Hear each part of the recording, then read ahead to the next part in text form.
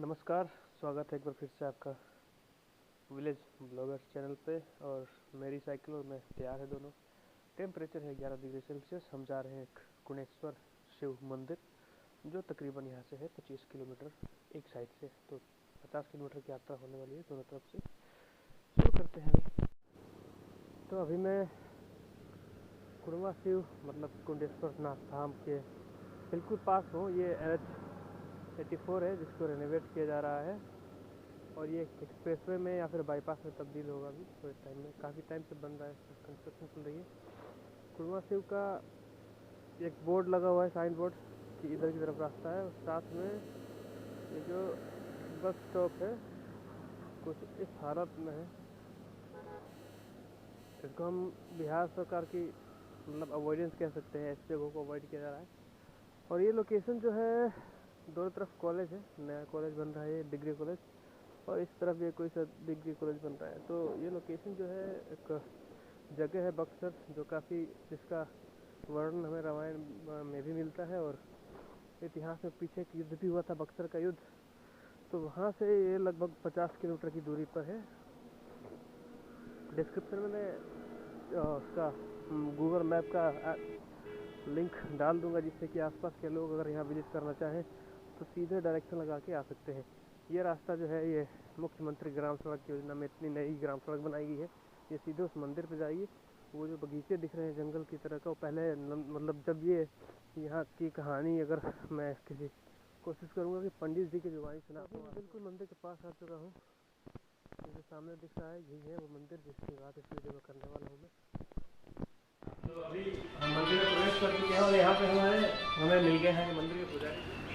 तो नमस्कार पंडित जी। हाँ जी नमस्कार। तो एक्चुअली इस मंदिर का शुरू से लेकर अब तक का जो इतिहास रहा है, क्या वैल्यूएशन? ये प्राचीन शिव मंदिर द्वापर युगीन मंदिर है जो एक ही शिलाखंड से निर्मित है।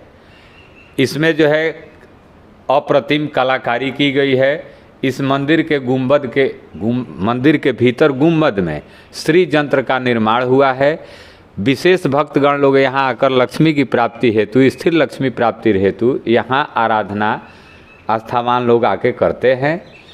बाकी इस मंदिर में अभी जो है अव्यवस्था, सरकार की उदासीनता, समाज की उदासीनता, क्योंकि आए दिन समाज में नित्य ही इस प्रकार के लोग उठ खड़े होते हैं। जैसा कि इसमें एक हमारे जनप्रतिनिधि माझी जी भी हैं, जिन्होंने ऐसे ही हम पुजारी और ब्राह्मणों को अपशब्द बोले। पता नहीं हमारे कर्म के अंतर्गत कर्मों में आक्षेप लगाना इन लोगों का एक नित्य ही आदत, क्या बोले, नीच मानसिकता हो चली है। हमारा प्रयास ये रहता है कि सभी का कल्याण हो। हमारे सनातन धर्म के अंतर्गत हम लोग सभी के प्रति सभी के कल्याण के प्रति सदैव ही उत्सुक और कल्याण के लिए चिंतन मनन इत्यादि करना, किस प्रकार समाज की उन्नति हो। समाज में लोग जो है नाना प्रकार के दुखों को भोग रहे हैं।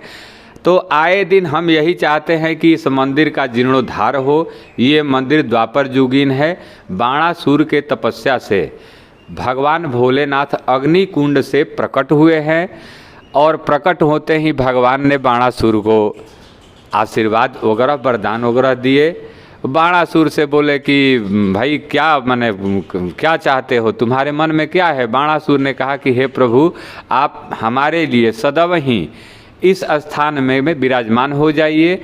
मैं आपकी नित्य ही भक्ति युग युगांतर में करता रहूँगा। जैसा कि यहाँ हर वर्ष के कार्तिक, अगहन, पौष और माघ, इन 4 महीनों के उजाले में, रात्रि के उजाले में, जब शुक्ल पक्ष में जब चंद्रमा उदित होते हैं, तो एक हमारे सामान्य हाथों से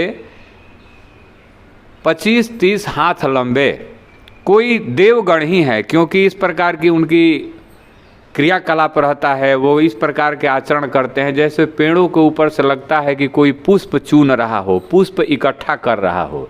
इस प्रकार के आचरण को सिर्फ हम ही नहीं, अन्य लोगों के द्वारा भी देखा गया है। और उनकी जो है कृपा प्राप्ति या उनका विशेष उनके विषय में जानने हेतु जब कोई समीप जाने लगता है तो वो आंखों से ओझल हो जाते हैं। और ज्यों दूरी बनने लगती है त्यों तो बिल्कुल सुस्पष्ट दिखाई देने लगते हैं, पर किसी के साथ उस आकार के आकृति प्रकृति को, इतने बड़े इतने लंबे चौड़े फिजिकल स्टैंडर्ड वाले देवगण को, क्योंकि देवगण ही कहा जाएगा, सामान्य गण तो इतने ऊंचे लंबे या उनकी फिजिकल पर्सनालिटी इतनी ऊंची नहीं हो सकती है और इतना बड़ा नहीं हो सकता है। उस देवगण को देखने के लिए लोग रात्रि में यहाँ जो है नाना प्रकार के प्रयोजन भी करते हैं, रुकते हैं, अकेले में भी रुकते हैं, 2-4 लोगों को साथ लेकर भी रुकते हैं। पर ये सब तो होता रहा। इस तीर्थ में अति प्राचीन काल का 2 कुएँ हैं। पहले से जो हो सकता है आक्रांताओं ने जो है मूर्तियों को खंडित कर दिया हो। देवी देवताओं को अनेकानेक यहाँ जो है मूर्तियाँ हैं जो स्थापित तो नहीं है, क्योंकि खंडित मूर्तियों का पूजन हमारे शास्त्र पुराणों में वर्जित है। तो इसलिए जो है देव वृक्ष, पीपल वृक्ष के नीचे स्थापित करके दर्शन, या जो लोग बिल्कुल सामान्य ढंग के भक्त होते हैं, जिन्हें ये विवेचना या जिन्हें ये पता नहीं है कि कौन सम्मान योग्य है कौन असम्मान करने योग्य, पर है तो देव अंशी हैं, तो लोग जो है भक्ति बस आकर पीपल वृक्ष के नीचे खंडित मूर्तियों का भी पूजन पाठ करते हैं। यहाँ से पुरातत्व सर्वेक्षण विभाग वाले जो है मूर्तियों का कुछ अंश लेकर एक आध छोटी बड़ी मूर्तियों को लेकर गए हैं, पर आज तक क्या हुआ माने इस विषय में कोई जो है हमें कोई जानकारी नहीं है। पर लेकर सरकारी विभाग वाले यहाँ से गए हैं और ये मंदिर जो है उदासीनता का शिकार हो चला है। अभी के लोग जो है धर्म के प्रति कितना आस्थावान है वो 1-2 बयान लोगों के बयानों से भी समझ आ रहा है, बड़े बड़े जन नेताओं के माध्यम से भी हम समझ सकते हैं। हमारे को जो है आम जनों को सिर्फ उल्लू बनाया जाता है, विशेष कुछ किया नहीं जाता है। हाँ, अपना उल्लू सीधा करने के लिए संस्कृति कला मंत्रालय इत्यादि का जो है स्थापना कर लिया गया है, अपने पद और प्रतिष्ठा को बढ़ाया भी जा रहा है। पर इन जैसे दिव्य और अति प्राचीन काल जुग जुगांतर के पूर्व बने हुए ढंग के बने हुए अच्छे जो है कलाकृतियों से मंदिर इत्यादि का जो है उपेक्षा ही हो रहा है। यहाँ जो कोई भी आता है, हम लोग प्रयासरत रहते हैं कि इस मंदिर का किसी तरह का विशेष उत्थान हो, पर ऐसा हो नहीं पा रहा है। तो इसमें हम यही चाहते हैं कि इस मंदिर का जो है जीर्णोद्धार हो, इसके अति प्राचीन काल के जो बरामदे हैं वो छिन्न विछिन्न हो चले हैं, उसका पुनर्निर्माण हो और ये मंदिर जो है युग युगांतर में सदैव इस मृतलोक में विराजमान रहे, लोगों का कल्याण का कारण बने। तो बाबा वो जो गुम्बद बता रहे हैं जाते हैं, हाँ, वो गुम्बद एक बार तुम चल के देख सकते हैं कहाँ पर? आप देख सकते हो, पर उसका फोटो लेने में आप असमर्थ हो, इसलिए कि उसमें जो है चांदनी लगा हुआ है, जो है एक कपड़े का, सुंदर कपड़े का बनाकर ढका जाता है। ये वीडियो में नहीं आ पाएगा, हम उसको हाँ, नहीं कर सकते, कैप्शन आप नहीं कर सकते। जो खंडित है, जो हाँ, पुरातत्व विभाग वाले लेके गए हैं, जो वो यहीं इसी तीर्थ में उपस्थित है। आप हमारे साथ आइए और मंदिरों का दर्शन, मूर्तियों का दर्शन कीजिए। मंदिर का भी दर्शन कराना है। जीर्णोद्धार की जो बात कर रहे थे आप अभी, मतलब ऑफ कैमरा जो बता रहे थे कि यहाँ सरकार ने 40 करोड़ का कोई फंड दिया था, जिसको मतलब नहीं सर, 40 करोड़ का फंड नहीं, 40 लाख का फंड, हाँ, बिहार सरकार के तरफ से हमारे कर्ता धर्ता यहाँ के सांसद श्रीमान श्री RK सिंह के माध्यम से इस तीर्थ में उसका निवेश हुआ है, पर उसका पर्याप्त लाभ हमको देखने से नहीं मिल रहा है। बहुत सारे लोग, सिर्फ हम ही नहीं, हम तो यहाँ नित्य ही हैं, पुजारी पद पे हैं, इसलिए जो है तो रोज़ दिन देखते हैं तो मन में नाना प्रकार के विचार आते हैं। तो इसमें यही हुआ है कि बहुत सुंदर और सॉलिड ढंग का तालाब था, जिसमें गर्मी के दिनों में पानी वानी पीने के लिए जीव जंतु पशु पक्षी आदि आ जाया करते थे। पर ऐसा उसका जीर्णोद्धार हुआ है कि हर तरफ से जो मिट्टी निकाल के उसके किनारे में ही लगाया गया है, तो मिट्टी को बांधा भी नहीं गया है। यहाँ जंगल थे किनारे किनारे, जड़ों से मिट्टी बंधी हुई थी, उस जंगल को भी जो है उजाड़ दिया गया है। अब जो है ये तालाब बिल्कुल ही निरुपयोगी है, इसका कोई उपयोग नहीं हो पाता है, इसका ऐसा बनावट हो गया है। इसमें अति प्राचीन काल के 2 घाट भी हैं जो फट चले हैं, धंसे हुए हैं, बिगड़े हुए हैं। पानी के अंदर जो है कोई वैसा पैर लगाएगा तो उसके पैर वगैरह भी टूट सकते हैं, कट सकते हैं, फट सकते हैं। तो इस प्रकार जो पूंजी यहाँ लगा उसका कोई उद्देश्य प्राप्त नहीं हुआ है। और तो और यहाँ का जो है प्राकृतिक छटा सुंदरता जो थी यहाँ पर, जंगल, उस सब उसका जो है आधा सुधा बिल्कुल सर्वनाश ही हो गया है। अच्छा, तो ये वो मूर्तियाँ जो बता रहे थे कि हाँ, जो यही सब यहाँ की जो मूर्ति मूर्तियाँ है। ले गए हैं वो यहीं से ले गए जो हाँ, यहीं से ले गए हैं। अपने आप को दिल्ली से आए हुए बताते थे, कहते थे कि हम सरकारी स्तर के लोग हैं, हम जो है इन जैसे मूर्तियों को परीक्षण करके समयांतर युगांतर का पता करते हैं, और इस तरह यदि हमें इस प्रकार का कोई ऐतिहासिकता प्राप्त होती है तो यहाँ हम लोग सरकारी स्तर पे इसको और आगे बढ़ाने का सांस्कृतिक संरक्षण, सांस्कारिक संरक्षण देने का प्रयास सरकार के माध्यम से करते और कराते हैं। तो जैसा बता रहे हैं कि सरकार हेल्प करती है अगर ऐसा मिलता है तो, लेकिन मैंने सुना है कि जो इस मंदिर की कहानी है, हाँ, किसी राक्षस ने तपस्या करी थी, उसके बाद शिव जी आए थे जी, फिर द्वापर में बाणासुर ने तपस्या किया था। कृष्ण भगवान का भी इसमें कुछ इन्वॉल्वमेंट है? हाँ है, कृष्ण भगवान का नाती जो है बाणासुर की नतनी से प्रेमालाप में बाणासुर के भवन में पकड़े गए। रात्रि प्रहरियों के द्वारा भवन में रंगे हाथों जब पकड़े गए तो इस बात का पता चला, तो उस जो है बाणासुर की राजधानी में उन कृष्ण भगवान के नाती को प्रताड़ित किया जाना लगा। प्रपौत्र थे क्योंकि गलत कार्य में थे, तो इस वजह से जो है भगवान बाणासुर जो है कृष्ण भगवान के नाती को प्रताड़ित कर रहा था। कृष्ण भगवान को पता चला तो कृष्ण भगवान बाणासुर के समक्ष उपस्थित होकर युद्ध के लिए जो है उद्यत हो गए और युद्ध करने भी लगे। और यही बात जब भगवान भोलेनाथ को, जो यहाँ सदैव ही विराजमान रहते हैं, बाणासुर को वचन दे चुके हैं कि हमें इसी तीर्थ में सदा सर्वदा सदैव ही विराजमान रहना है। तो कृष्ण भगवान के नाती के बारे में बता रहे थे, उस नाती का नाम कुछ वर्ण है, किसी शास्त्र में कहीं पे भी मिलता हो? उसका नाम प्रद्युम्न करके था। अच्छा, प्रद्युम्न, हाँ। तो कोई ये बता रहा था कि इस मंदिर पे जो है कोई टेलीकास्ट किया गया, मतलब टीवी पे कोई कहानी वगैरह दिखाई गई थी इस मंदिर की?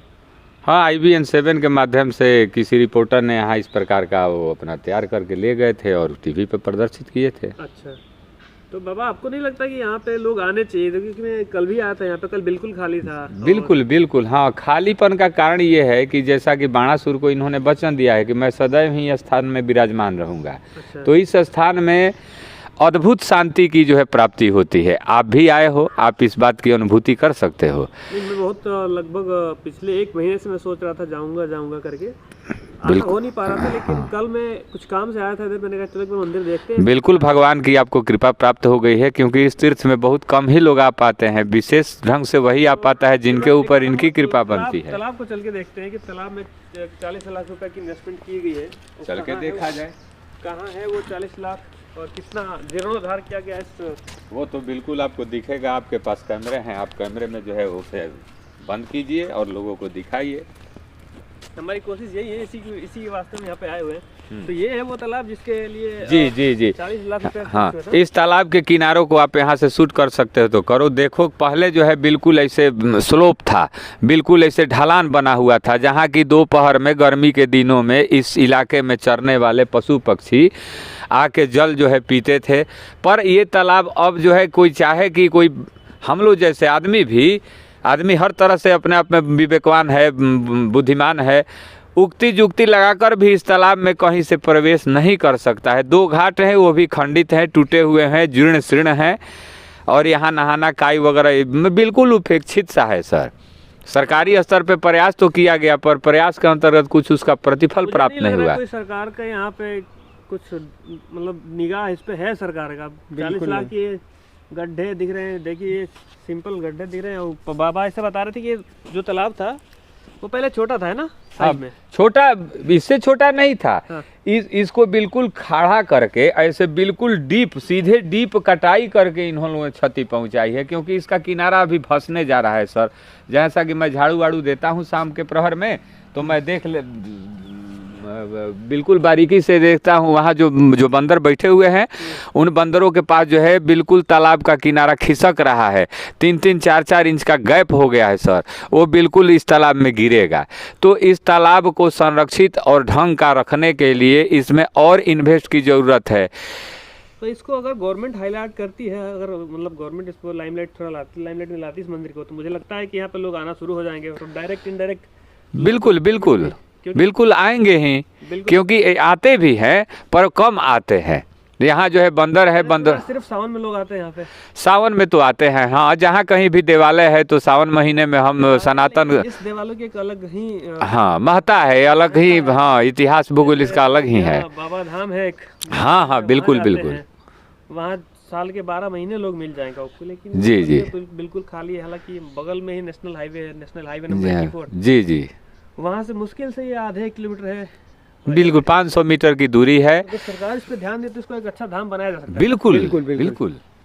ध्यान जो यहाँ जो है पर्याप्त जगह भी उपलब्ध है, बिल्कुल सरकारी सब कुछ है। इसमें यहाँ क्या हुआ कि आधा अंग्रेजों का शासन, आधा हमारे भारत, आज़ाद भारत का शासन में हमारे दादाजी ने यहाँ जंगलों के बीच रह के सिर्फ 3 ही मंदिर थे, 2 शिव मंदिर और 1 हनुमान मंदिर। तो 2 शिव मंदिर जहाँ भी होते हैं, एक बासुकी लिंग के रूप में शिव जी ही होते हैं जो विष्णु भगवान के रूप में उपस्थित होते हैं। शिव जी की तपस्या, क्योंकि शिव जी तो हमेशा समाधिस्थ रहते हैं, यही कारण है कि उनका फोटो जो है या चित्र जब उकेरा जाता है तो उनकी आधी आंखें हमेशा बंद रहती है।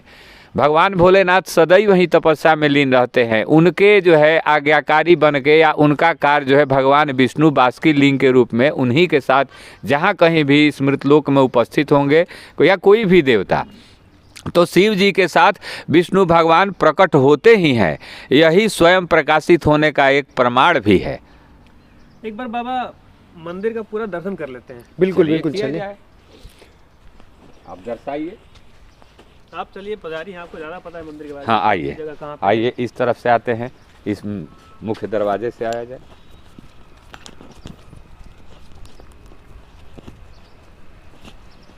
आइए सर, यही रास्ता है मंदिर में प्रवेश के लिए, पर गेट उट तो नहीं बना है। हम प्रयासरत हैं कि इस प्रकार यहाँ कुछ बन जाए, जिससे कि जो है सामान्य ढंग के जो है ये उपेक्षा के कारण में यहाँ कुछ सुरक्षा का भी कुछ विशेष प्रबंध नहीं है। या इस दिव्यता इस स्थान की एक अजीब सी है, जिसमें या तो लोग समझने के लिए कुछ करना चाहते हैं तो कर भी नहीं पाते हैं। जैसा कि इस क्षेत्र में एक जहाँ बाबा का मंदिर बना हुआ है, ये क्षेत्र खेती बाड़ी के भाषा में चक में इसे ब्यास चक कहा गया है। ये 540 एकड़ का चक है। इस चक में कोई भी व्यक्ति आकर अपना घर बनाकर निवास नहीं कर सकता है, और जिसने ऐसा करने का प्रयास किया वो असमय मृत्यु को प्राप्त हुआ, नहीं तो ऐसी आदि व्याधियों से के द्वारा पकड़ा गया कि पूरे विश्व में हर एक तरह से जांच भी हुआ पर रोग कुछ नहीं निकला, अंततः मृत्यु को प्राप्त हो गया।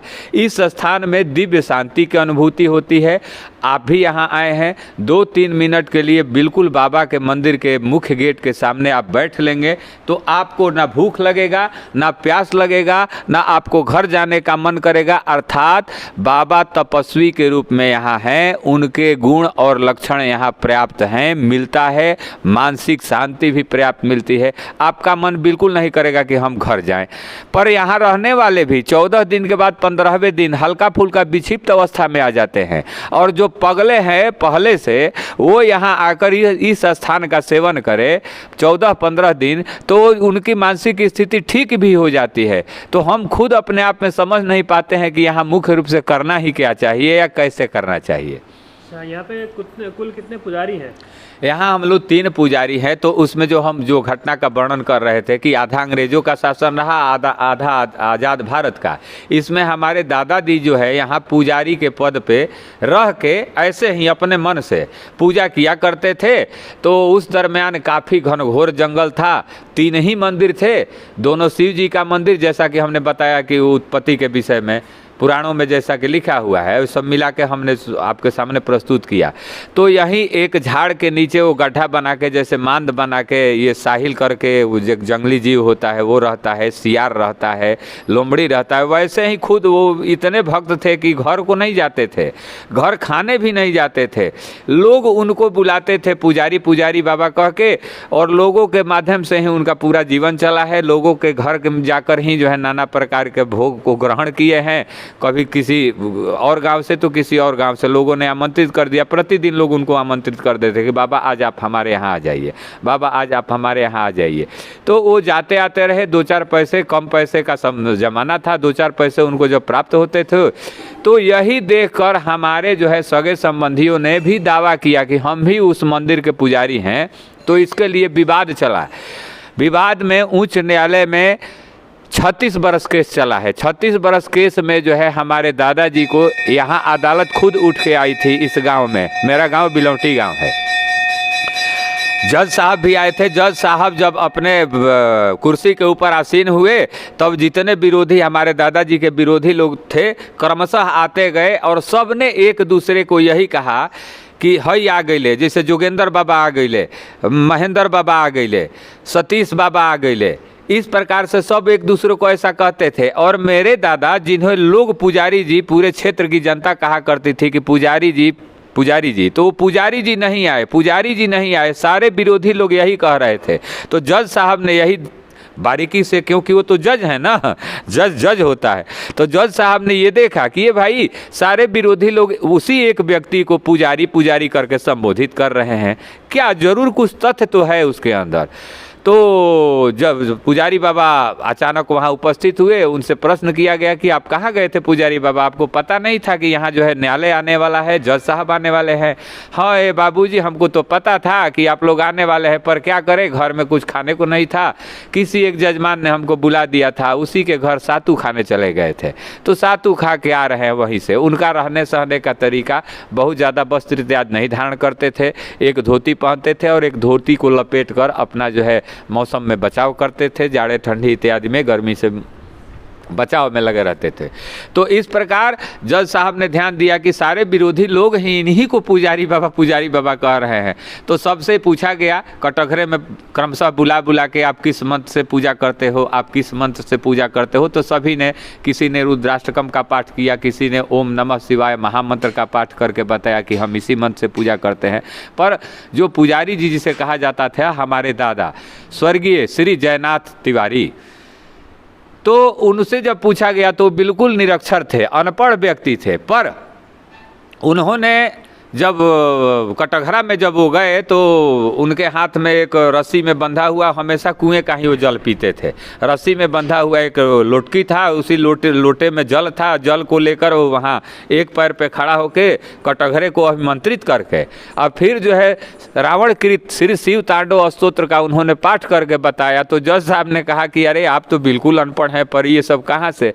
तो साहब हमको वहाँ भगवान जी खुद सिखाते हैं। अब ऐसा होता होगा या हुआ था भी, इस विषय में हम तो कुछ नहीं करेंगे, पर पुजारी बाबा के ऊपर पर्याप्त कृपा रही थी भगवान भोलेनाथ की। अच्छा, 3 चीजें मुझे और अभी इस वीडियो से रिलेटेड जाननी है कि आप बता रहे बार बार कुआं का जिक्र कर रहे हो, कुआं यहाँ पे है अभी? बिल्कुल कुआं है, जीर्ण शीर्ण अवस्था में। हम चाहते हैं कि कोई भक्त आए या सरकारी माध्यम से उस कुएं का जीर्णोद्धार हो। बिल्कुल यही है, चलिए आपको दिखाते हैं सर।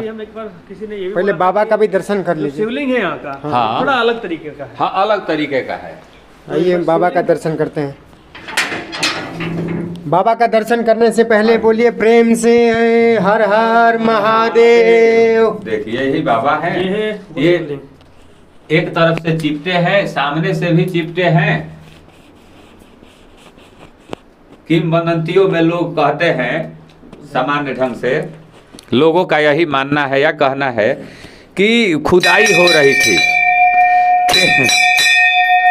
खेतों की खुदाई हो रही थी, तो बाबा के ऊपर कुदार लगा, तो कुदार लगा तो उसमें शिवलिंग चपटा है। हाँ सर, चपटा होने का कारण क्या है? जैसा कि सामान्य किंवदंतियों में लोग जो है दंत कथाओं में ऐसा कहते हैं कि खुदाई हो रही थी तो कुदाल लग गया। बताइए कौन ऐसा इतना मजबूत फिजिकल रूप से, शारीरिक रूप से होगा जो कुदाल से इतने भगवान भोलेनाथ के इतने मोटे शिवलिंग को एक बार में इतना काट सकता है? कोई है ना, कोई तो ऐसा तो नहीं है ना। तो ये सब जो है कही सुनी कहानियों के जैसा है। यही है कि ये भगवान द्वापर युगीन है और बाणासुर के तपस्या से प्राकट्य हुआ है। बाणासुर को अभिभूत करते हुए इन्होंने उनको वचन दिया था बाणासुर को कि आपके भक्ति के लिए हम सदैव वहाँ उपस्थित रहेंगे। और भगवान भोलेनाथ ने भी कहा था कि तुम भी यहाँ सदैव विराजमान रहोगे।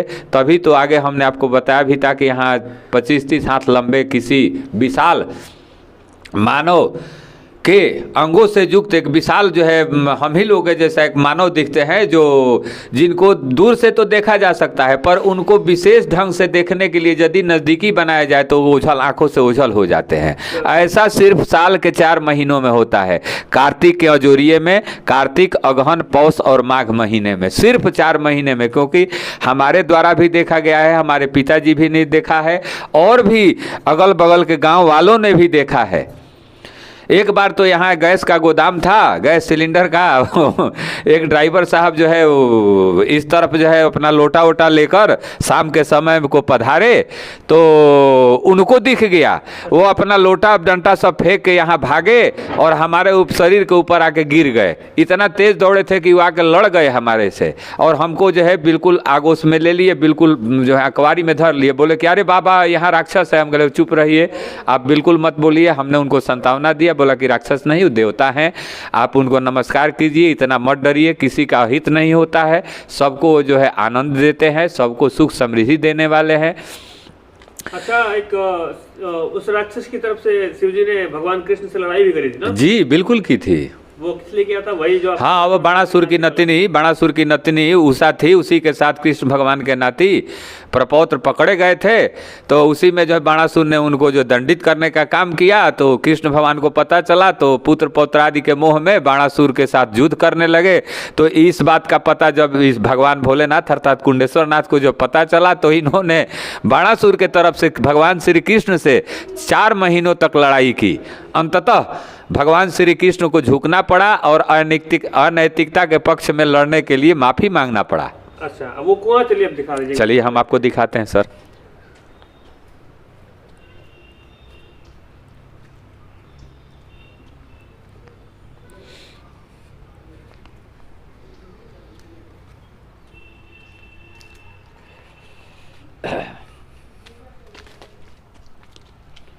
हाँ, ये कुआं।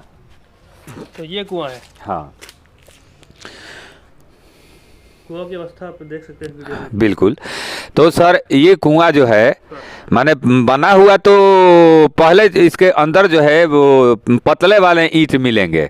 अभी इसको जो है जैसे जैसे यहाँ छोटा मोटा काम होते जाता है तो भूमि जो है या यहाँ का बनावट लेवल जो है ऊपर होते जाता है। तो इसमें जो है अंततः इसको कुएं को फिर से किसी ने जीर्णोद्धार कराया था पर वो भी जो है बिल्कुल अब जीर्ण शीर्ण अवस्था में है।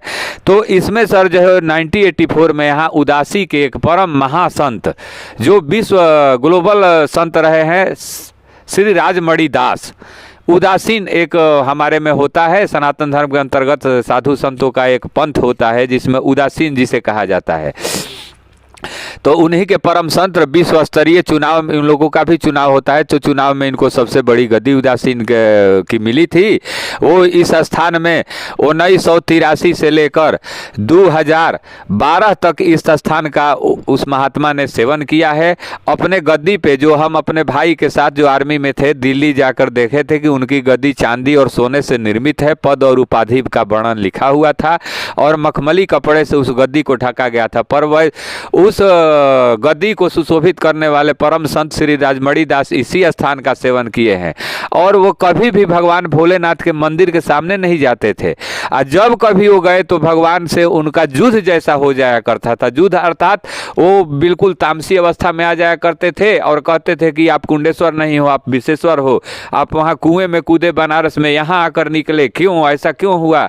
इस तरह का। तो जब 1984 में यहाँ महारुद्र जग हुआ जिसका जग मंडप ये सब है जो आप दिखा सकते हैं। हाँ हाँ, जो अभी दीवारों से घिरा हुआ है, ग्रिल इत्यादि सब लगवाया गया है सुरक्षित रखने के लिए। 1984 में ये सब यहाँ महारुद्र यज्ञ संपन्न हुआ था और यही बाबा की कुटिया भी है। इसी कुटिया में बाबा रह के जो है इस स्थान में जो है दिव्य स्थान में रह के अपना पूरा पर्याप्त समय इसी कुटिया में रह के उन्होंने बिताया है। ये कहानी क्या थी? बाबा बनारस में कूदे थे और फिर पता नहीं, वो देखिए उनके अंदर जैसे कि किसी का साहस नहीं था कि उनके सामने कोई प्रश्न करे। हाँ, ये जो मूर्तियां हैं ये आप बता रहे हैं प्राचीन काल में बनी थी शिला? बिल्कुल बिल्कुल, शिला में उकेरी गई हैं। अच्छा। हाँ, ये बाहर से मूर्तियों को बना के चिपकाया नहीं गया है। भगवान के 10 अवतार हैं ये। अच्छा, शिव जी के 10 अवतार? नहीं, भगवान विष्णु के 10 अवतार हैं। हाँ हाँ हाँ। अच्छा अच्छा। और ये मंदिर यही है, बाकी दूसरे जो मंदिर है वो अन्य भगवान लोग थे। हाँ बिल्कुल, प्राचीन काल के मंदिरों में भगवान हनुमंत जी महाराज का है मंदिर, है ना, ये मंदिर है। और बाकी सारे मंदिर जो हमारे सामने बने हुए हैं, भक्तगण जिनके मन में आया, यहाँ जो है ज़मीन उपलब्ध है, आकर मंदिर बनवा गए हैं और मंदिरों में सेवा इत्यादि जो भी करना है, राग भोग आरती इत्यादि हम लोग करते रहते हैं। ये हनुमान जी का मंदिर भी काफी पुराना है क्या? काफ़ी पुराना है सर, अति प्राचीन काल का मंदिर है। इसके जो है भीतर में बिल्कुल पतले वाले ईंट मिलेंगे आपको, बिल्कुल पतले वाले। बाकी के जो मंदिर है वो, बाकी जो मंदिर है अभी जो है कोई 80 के दशक में बना है, कोई 90 के दशक में बना है। और ये जो है अब इसमें उकेरा भी गया है, लिखित यहाँ शिलालेख भी है, जिसमें ये लक्ष्मी नारायण के मंदिर का स्थापना जो है 2005 को संपन्न हुआ है।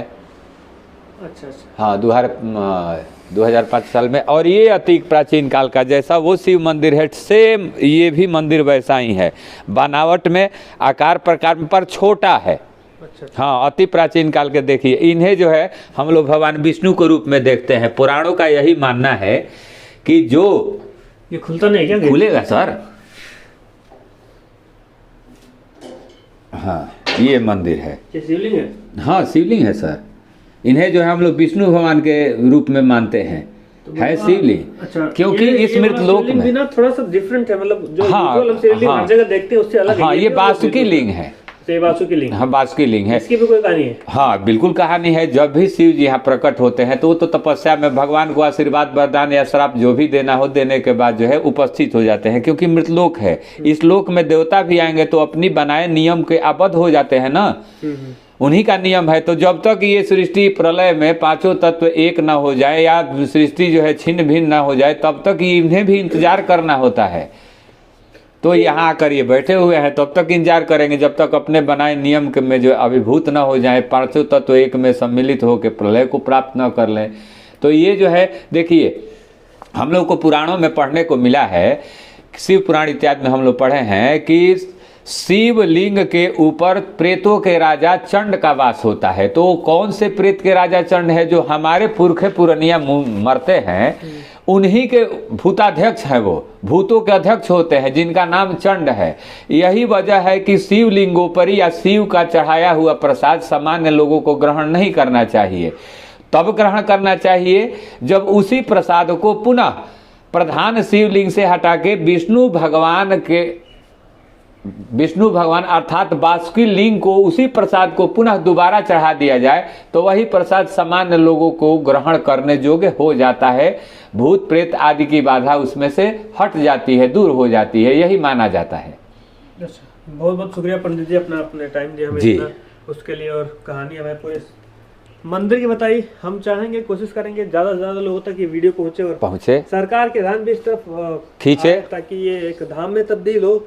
वैसे तो इसको अभी तक धाम होना चाहिए, लेकिन पता नहीं सरकार ने ध्यान नहीं दिया। सामान्य में जब से जो यहाँ 84 में यज्ञ हुआ, तब से साधु बाबा ने यही कहना, उन्होंने ही कहना प्रारंभ किया कि इस स्थान को कुंडवा शिव मत बोला जाए, कुंडेश्वर नाथ धाम बोला जाए, क्योंकि अग्नि कुंड से इनकी उत्पत्ति है।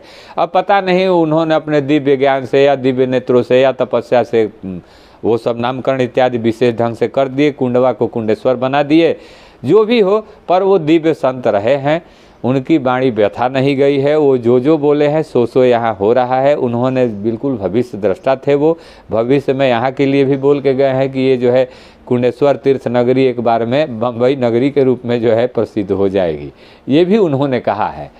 पर इस व्यास चक में जो हम बताए कि यहाँ सामान्य लोग अपना सामान्य जीवन यापन नहीं कर सकते, ये भेद अभी भी है सर। एक अभी जो है 4-5 बरस पहले एक चौधरी जी ने, जो बक्सर जिला के राजपुर के रहने वाले हैं, बाढ़ प्रभावित क्षेत्र से आए, उन्होंने सस्ते में ज़मीन यहाँ उपलब्ध कर लिया, प्राप्त कर लिया, और सोचे कि हम यहाँ घर बना के रहते हैं भगवान भोलेनाथ के साथ में। तो उन्होंने घर बनाया, पर लिंटर तक जाते जाते जो घर का फाइनेंसर था, मुख्य रूप से जो पैसा कमाता था, उनका सुपुत्र था, वो भारतीय सेना में था, वो बेचारा किसी कारणवश जो है चलता बना, किसी के द्वारा शहीद वगैरह नहीं हुआ है। उसको जो इस प्रकार के रोग, जैसा कि लोग कहते नहीं है कि यहाँ कोई रह नहीं सकता है इनके अलावा, हम व्यास चक छोड़ के आप कहीं भी रह सकते हैं, सुखी रहिएगा, समृद्ध रहिएगा। व्यास चक जहाँ ये मंदिर उपस्थित है या अवस्थित है, ये 540 एकड़ का जो है ये व्यासचक मौजा है। इसमें कोई रह नहीं सकता है घर बना के। जैसा कि आप सब्जी वगैरह की खेती भी आप करते हो तो मड़ई उड़ई लगाते हो, तो यहाँ खाना वाना बना के 14 दिन से ज़्यादा आप नहीं खा सकते हो। खाना आपको घर से ला के खाना पड़ता है। आप अपना दिया नहीं जलाओगे। ये नहीं कि आप घी और तेल का दिया जलाने लगे अपनी कुटिया में तो फिर आप मृत्यु को प्राप्त हो जाओगे। ऐसा भय सबके साथ बना हुआ रहता है, और जो यहाँ रहता है व्यासचक में वो करीब करीब मृत्यु को प्राप्त हो ही जाता है। मृत्यु को तो सारे लोग प्राप्त होते हैं पर समय के साथ, और ये यहाँ जो है इस प्रकार का जो है रहन सहन करता है वो असमय ही मृत्यु को प्राप्त हो जाता है सर। और सिर्फ मैं नहीं कह रहा हूँ, इस जिले में क्या इस जवार में जो जितने भी गांव हैं अगल बगल में 50 गांव, तो 50 गांव के लोगों से वृद्ध जनों से आप पूछिएगा तो सब कोई इसी कहानी को दोहराएगा। सब कोई यही कहेगा कि ऐसा ही है। यही वजह है, देखिए बगल में कॉलेज बना हुआ है श्री कृष्ण सिंह महाविद्यालय, वो भी व्यासचक में नहीं बनाया गया। कॉलेज बनाने वालों ने यहाँ आकर मूल्यांकन किया था जमीन का, भूखंड का सब देख रेख करके जो है बोले कि नहीं हम लोग यहाँ नहीं रह सकते हैं। फिर जो है एक DAV करके स्कूल भी है पर वो भी व्यासचक मौजे से हट के है। सब कुछ होगा, यहाँ गैस गोदाम भी था वो भी व्यासचक मौजे से हट कर था। ठीक है भाई, बहुत बहुत शुक्रिया आपने। हर हर महादेव, हर हर महादेव। आपका कल्याण हो यही हमारी अपेक्षा है, इच्छा है। हर हर महादेव। धन्यवाद।